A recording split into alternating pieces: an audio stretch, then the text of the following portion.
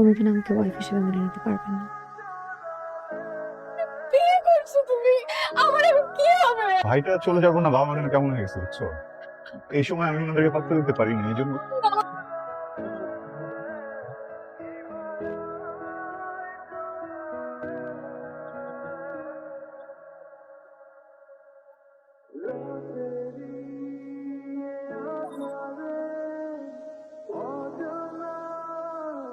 তোমার সাথে আমার জরুরি কিছু কথা আছে। বলো। আমি জানি তুমি আমার কথার কখনো অবাধ্য হবে, আমি জানি আমার কখনো যদি দুঃসময় আসে তুই আমার পাশে থাকবে। জি। তাই বাবা হিসেবে আজকে তোকে একটা অনুরোধ করতে চাই। জয়ী তোর ভাইকে ভালোবেসে বিশ্বাস করে আমাদের বাড়িতে এসে বাবা হিসেবে আমি একটা দায়িত্ব পালন করতে চাই। তোকে বিয়ে করবো। বাবা, উনি আমার ভাইয়ের ওয়াইফ। সরি বাবা। যদি রাজি না হো, আমি জয়ীকে নিয়ে এই বাড়ি থেকে চলে যাবো।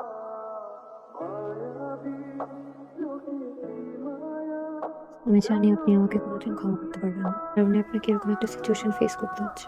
আমি এটাও জানি যে আপনি কোনোদিন আমাকে ওয়াইফ হিসেবে মেনে নিতে পারবেন না। আপনি আপনার লাইফ যেভাবে ইচ্ছে সেভাবে সাজাতে পারেন, আপনার যা ইচ্ছা আপনি তাই করতে পারেন। আমার প্রতি আপনার কোনো দায়বদ্ধতা নেই।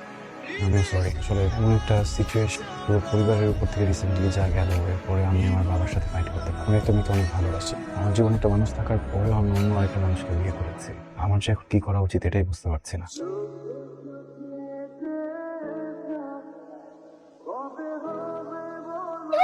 কি করছো? আমার এখন কি হবে? আশা কি বলবো? কেন করছো? বিয়েটা আমরা খুব ইচ্ছে করে করিনি। সিচুয়েশনটা এমন ছিল, আমাদের কিছু বলার ছিল না। বাবার সাথে অনেক বড় ঝামেলা হয়ে যেত। উনিও আমার সাথে থাকতে চায় না, আমিও ওনার সাথে থাকতে চাই না। পুরো বিষয়টা একটু কম্প্রোমাইজ হচ্ছে। তো আমার কথা মনে পড়ে না, আমার কি হবে? আপনি নিশ্চয়ই বাবা আপনার জন্য অপেক্ষা করতে করতে ঘুমিয়ে পড়েছে। আপনাকে অনেকবার ফোন করেছিল, কিন্তু আপনাকে ফোনে পাওয়া যাচ্ছে না। আমি আপনার জন্য ডিনার রেডি করে রেখেছি। আমি খাবো না, খেয়ে আসছি বাড়ি থেকে। Thank you. আমি আজকে প্রমির সাথে দেখা করতে গেছি। জি। ওকে আজকে সবকিছু বলে এসেছি। ওকে এটাও বলেছে এদিকে সবকিছু সর্ট আউট করার পরে আমি এই সম্পর্কটা শেষ করে ওকে বিয়ে করবো। আসসালামু আলাইকুম বাবা। রুমের এসি কাজ করছে, ড্রয়িং রুমে গিয়ে এসিটা সোফায় ঘুমিয়ে পড়বি। আমি যখন সকালবেলা এসে জিজ্ঞেস করবো শুয়েছিস, কি বলবি? ঘুম এসে গিয়েছিল, শুয়ে পড়েছি। সরি, বুঝলাম না বাবা। বাবাকে ডিল করে আসলাম, জি, তাহলে চুপচাপ ঘুমিয়ে পড়ুন। Thank you. It's okay. It's okay. Sorry, আমার মনে হয় আজকে রাতে আমাদের দুজনকে নিচে ঘুমাতে হবে। সমস্যা নেই, আমি ম্যানেজ করছি। এখন আপনাকে কথা বলি, যদি কিছু মনে না করেন। বিছানাটা যে ভেঙেছে এটা আমি কালকে কোনো এক ফাঁকে ফিক্স করে ফেলাম। বাবা আমাকে বলার দরকার নেই। Good night.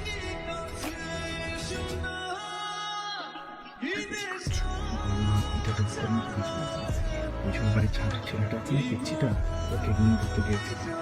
পিছন উপর বাবাতে পিছনটা ভেঙে ফেলছে। বাবা আমাকে ঘুমিয়ে গেছে। বাবা যদি গিয়ে দেখে পিছনে তোমাকে আমাকে বলতে কথা বলবো তো। বাবা, আমি ওকে পেয়েছি, ও এখানে লুকিয়ে আছে, তাড়াতাড়ি আসো। কিছুদিন আগে যে মানুষটাকে ভালোবেসে বিয়ে করেছে, আজকে তারই ছোট ভাই আমার হাজবেন্ড। করার ছিল না, আমার কিছু বলার ছিল না।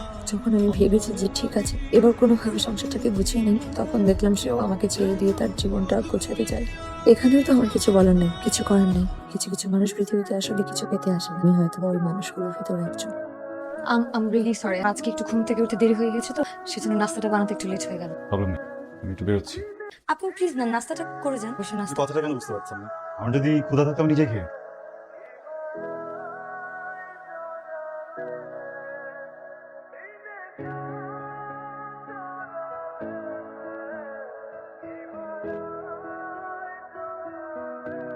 সরি, বিপদের ওইসবের জন্য বুঝি নাই এটা নাস্তা ছিল। কিন্তু আমার না ওই পোলাও, গরুর মাংস এগুলো পছন্দ না। কিন্তু একটা খাবারই খুবই পছন্দ, সেটা হচ্ছে চা পরোটা। আপনি কি জানেন? আপনার ভাই আমাকে সবসময় বলতো আপনার চা পরোটা খুব পছন্দ। আপনি যখন দেশের বাইরে চলে যান, আপনার ভাই আপনাকে খুব মিস করতো, আর মাঝে মাঝে আমাকে বলতো চা পরোটা বানিয়ে দেওয়া। আমি যখন বানিয়ে দিত তখন সে খুব মজা করে পেত। জয়ী, আপনার জন্য সবকিছু অনেক কঠিন হয়ে যাচ্ছে, তাই না? কেন? আমাকে দেখে ওর কথা মনে পড়ে। আচ্ছা, আমার একটু উঠতে হবে।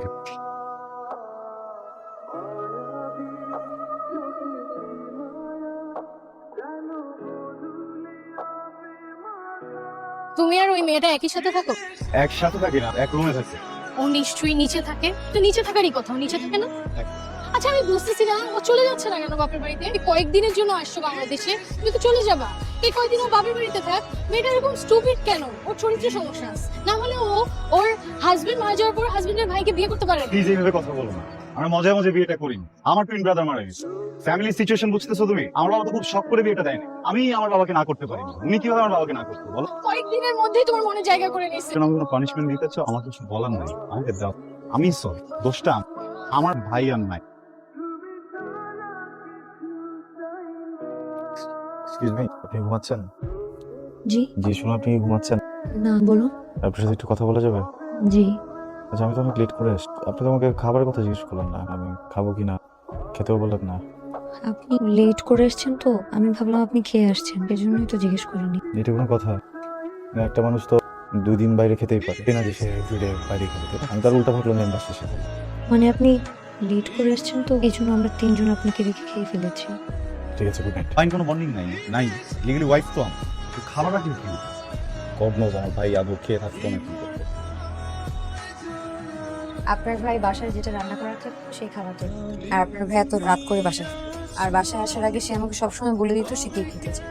সরি, বসে না প্লিজ। আসলে খেতে লাগলে না আমার মাথাটা ঠিক থাকে না, মাথা গরম হয়ে যায়। সরি।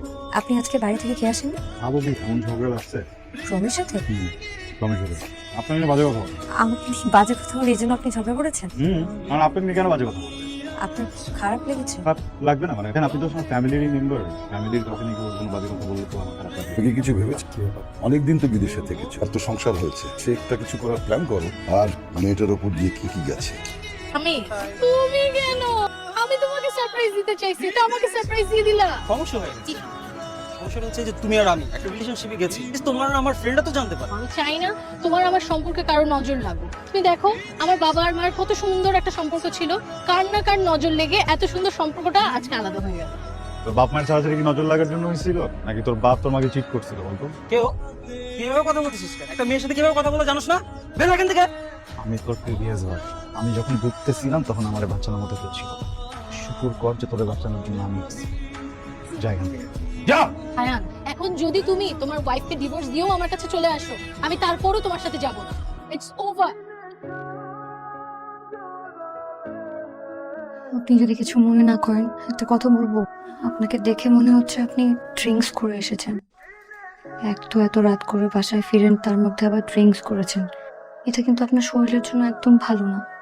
ঠিক আছে, আপনি প্রমের সাথে দেখা করতে গেলেন। প্রমির নাম মুখে নেবেন না, আপনার কোনো রাইটই নাই প্রমির নাম মুখে নেয়। একটা মানুষের লাইফ ঠিক করতে যে আমার বাপ আমার ফাঁসাইছে, আমি এই জন্য আপনার বিয়ে করছি। প্রমি সবকিছুতে পাজল আরেকটা জায়গায় চলে গেছে। পুরো ফাকড আপ লাইফ আমার, জাস্ট বিকজ অফ ইউ। চাই কিনা আমার কি দোষ বলেন? এই যা আপনি যে আমাকে দোষ দিলেন, এখানে আমার কি দোষ? এক তো আপনার ফ্যামিলি আমাকে জোরপূর্বক আপনার সাথে বিয়ে দিয়েছে। আমি তো একবারও বলিনি যে আমি আপনাকে বিয়ে করতে চাই।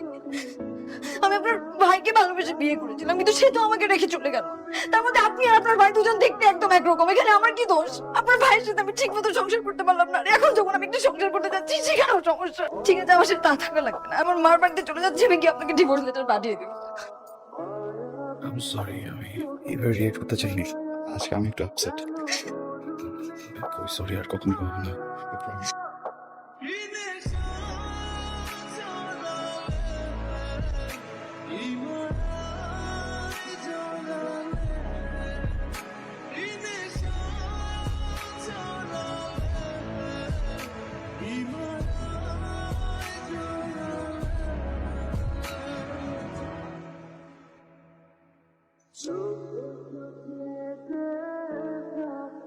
হ্যালো, কোথায় আপনি?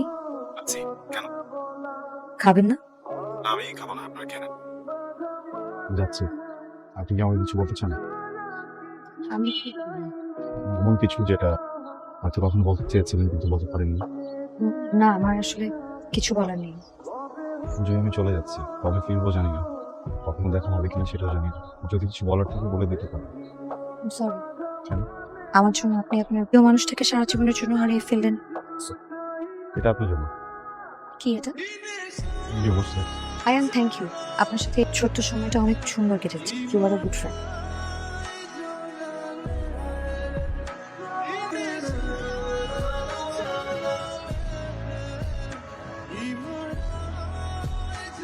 প্রিয় বউ, আমি আসলে খুব সরি। এই পুরোটা সময় হাজবেন্ড হিসেবে যেভাবে থাকা উচিত ছিল সেইভাবে থাকতে পারি। আসলে এত অল্প সময় ব্যাপারটা মেনে নেওয়া আমার জন্য খুব কঠিন ছিল। দেশে আসতে না আসতেই বিয়ে, তারপর প্রমের বিষয়টা, সবকিছু মিলিয়ে আমি একটু পেঁচিয়ে ফেলেছিলাম।